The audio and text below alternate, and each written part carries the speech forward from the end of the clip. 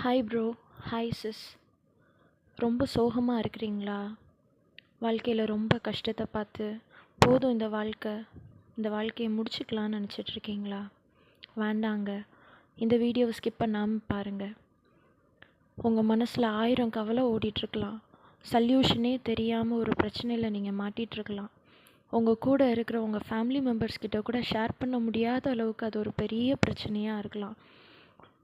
வாழ்க்கையை முடிச்சிட்டா இது எல்லாம் சரியாயிரும், ஒரே சிம்பிள் சொல்யூஷன் அப்படின்னு உங்கள் மைண்டில் அடிக்கடி தோணிக்கிட்டே இருக்கா? வேண்டாங்க. அந்த எண்ணத்தை ஒரு நிமிஷம் தள்ளி வைங்க.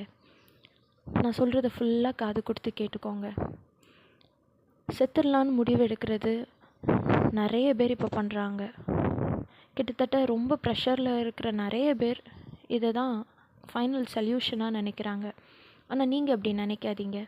ஒருவேளை இந்த வீடியோவை நீங்கள் பார்க்குறீங்கன்னா சத்தியமாக நீங்கள் இதை தற்சமயமாக பார்க்கல. கடவுளே உங்ககிட்ட இதை சொல்கிறாருன்னு நினச்சிக்கோங்க.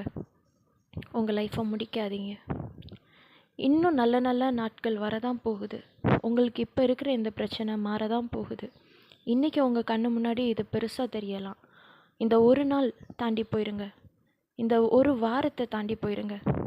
இந்த ஒரு வருஷத்தை தாண்டி போயிருங்க. சரியாயிரும். சின்ன சின்ன மாற்றங்கள் வாழ்க்கையில் இருந்தால் பெரிய பெரிய நல்ல காரியங்களை நம்ம பார்க்க முடியும். ஒரு சிம்பிள் டிப்ஸ் நான் அதில் சொல்கிறேன். ஒருவேளை நீங்கள் இப்போ உண்மையிலே கஷ்டத்தில் மாட்டிட்டு போதும் அப்படின்னு சொல்லி நீங்கள் இந்த லைஃப்பை பற்றி நினச்சிட்ருக்கிறீங்கன்னா இந்த டிப்ஸை ஃபாலோ பண்ணுங்கள். லைஃப்பில் நிறைய பிரச்சனைகள் நம்ம பொய் சொல்கிறதுனால வந்துடுது. ஏதோ ஒரு விஷயத்தை மறைக்கிறதுக்காக ஒரு பொய் தான் நம்ம முதல்ல சொல்லியிருப்போம். ஆனால் அந்த ஒரு பொய் அடுத்தடுத்து பார்க்குற எல்லார்கிட்டேயும் பெருசாக மாறி மாறி ஏகப்பட்ட பொய்யாக மாறியிருக்கும். இப்போ அந்த பொய்யையும் நம்மளால் சரி பண்ண முடியாது, உண்மையையும் சொல்ல முடியாது, வேறு வழியும் தெரியாது. அப்படிப்பட்ட சூழ்நிலையில் தான் நீங்களும் இருக்கிறீங்கன்னா ஒரு சின்ன சேஞ்ச். பொய்யை காப்பாற்றுறதுக்காக இந்த வாழ்க்கையை முடிச்சுக்கிறத விட ஒரே ஒரு தடவை உங்களுக்கு நெருக்கமானவங்கள்ட்ட, உங்கள் ஃபேமிலி மெம்பர்கிட்ட உண்மையை சொல்லிவிட்டு 4 அடி வாங்கினாலும் பரவாயில்ல, உயிர் வாழ்ந்து பாருங்கள். ஏன்னா இந்த நாள் இப்படியே இருக்க போகிறதில்ல.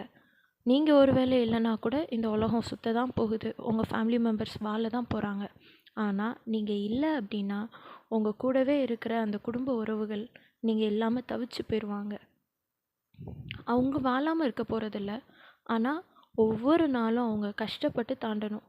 ஒருவேளை உங்களுக்கு பிள்ளைங்க இருக்கா, அந்த பிள்ளைங்களுக்காக உங்களுடைய லைஃப் பார்ட்னர் வேணால் அவங்க வாழலாம். ஆனால் ஒவ்வொரு நாளும் உங்களை ஏன் இழந்தோம், ஏன் நம்மளால் காப்பாற்ற முடியலைன்னு நினச்சி அவங்க உள்ளே உடஞ்சிக்கிட்டே இருப்பாங்க. வேண்டாம். ஒரு தடவை உங்களோட பிரச்சனை என்னன்றதை உங்கள் கூட இருக்கிறவங்கள்ட்ட சொல்லிடுங்க. அது உங்களுடைய பேரண்ட்டாக இருக்கலாம், உங்களை கல்யாணம் பண்ணவங்களாக இருக்கலாம், இல்லை உங்கள் பிள்ளைங்களாக கூட இருக்கலாம், இல்லை உங்கள் ஃப்ரெண்ட்ஸாக இருக்கலாம். நம்பிக்கைக்குரிய யாராவது ஒருத்தர்கிட்ட அதை ஷேர் பண்ணுங்கள். உங்கள் மனசில் இப்படி ஒரு எண்ணம் இருக்குன்றதை கூட நீங்கள் ஷேர் பண்ணுங்கள். தனியாக இருக்காதீங்க.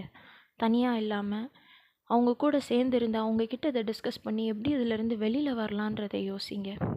கடன் பிரச்சனையாக இருக்கிறீங்களா, இல்லை லவ் ஃபெயிலியரா, எக்ஸாமில் ஃபெயிலியரா, இல்லை வாழ்க்கையில் ஒரு முன்னேற்றமே இல்லைன்னு நினைக்கிறீங்களா? எதுவாக இருந்தாலும் பரவாயில்ல, மாறிடும். இந்த நாள் மாறும், இந்த சூழ்நிலை மாறும், இந்த பிரச்சனை மாறும், உங்களுடைய எண்ணங்கள் கூட மாறும். இந்த நாள் முடிவு கிடையாது. ப்ளீஸ் உங்களுடைய இந்த எண்ணத்தை மாற்றிக்கோங்க. நான் படித்த ஒரு நல்ல விஷயத்த உங்களுக்கு சொல்லட்டா?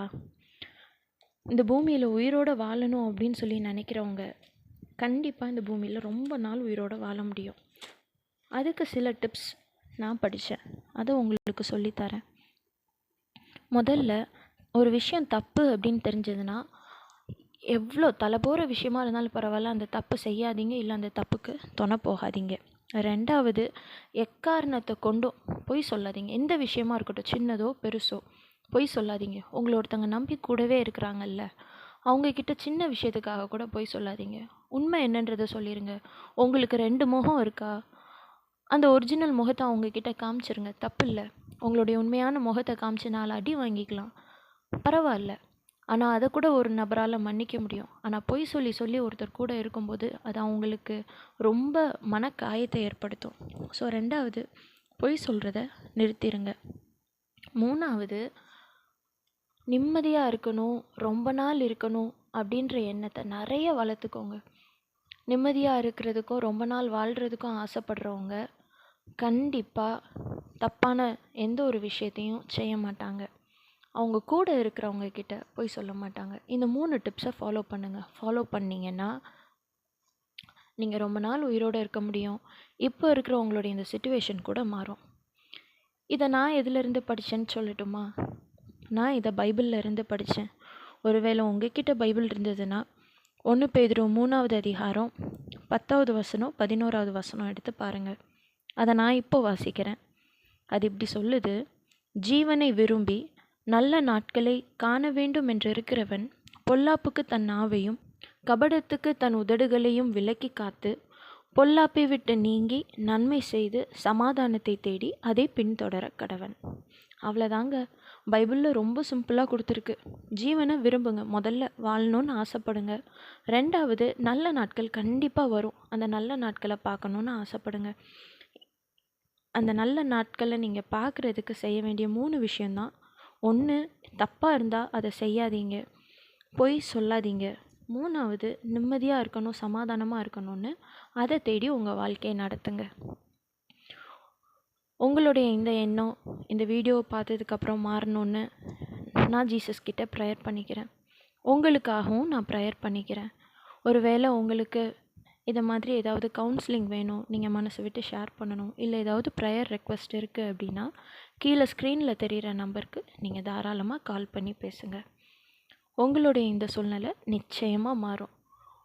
கண்டிப்பாக இதை நீங்கள் தாண்டி ஹாப்பியாக வாழ்வீங்க. அதனால் இன்றைக்கி தைரியத்தோடு இந்த நாளை ஃபேஸ் பண்ணுங்கள். Take care.